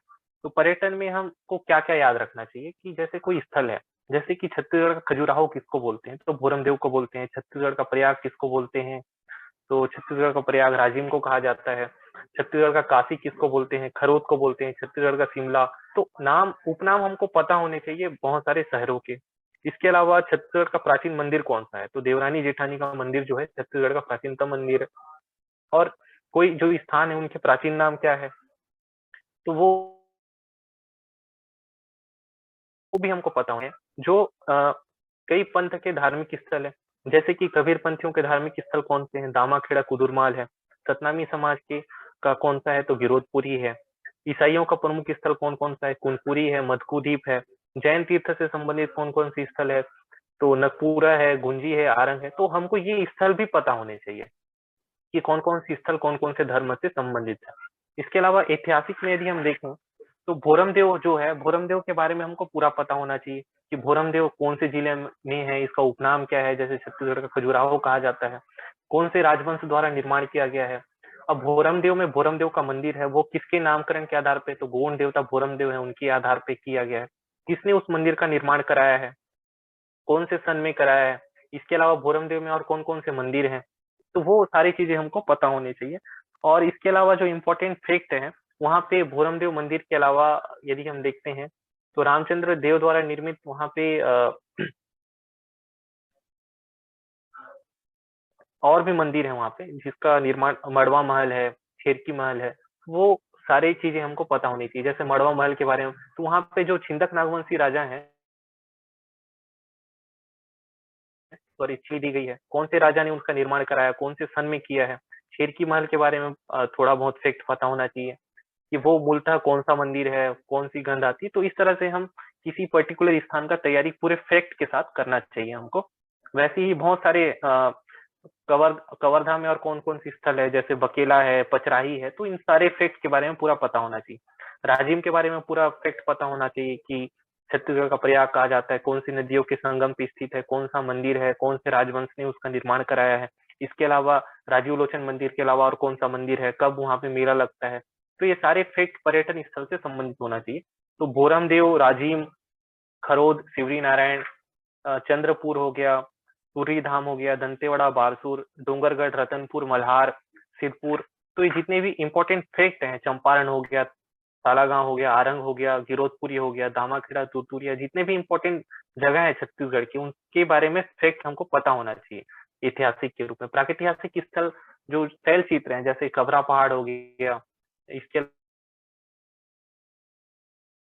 अलावा कोई रांजनगांव हो गया, तो इसमें जो एक प्राकृतिक स्थल है उनके बारे में भी हमको पता होना चाहिए।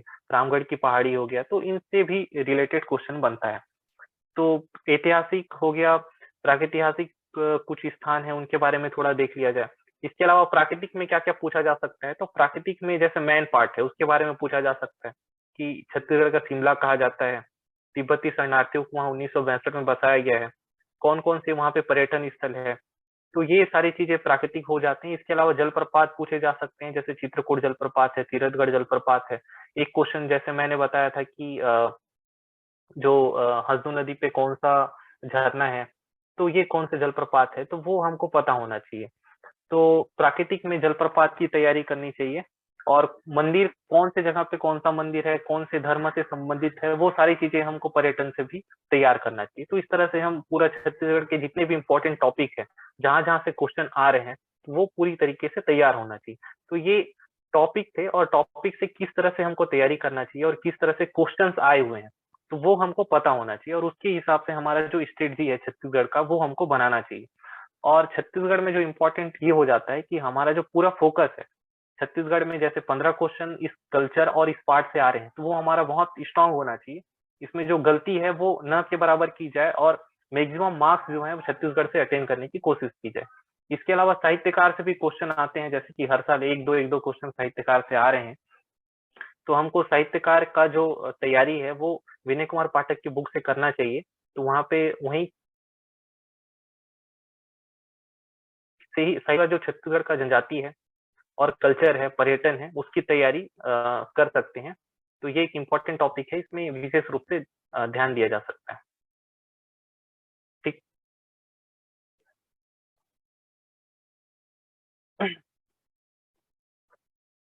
Thank you.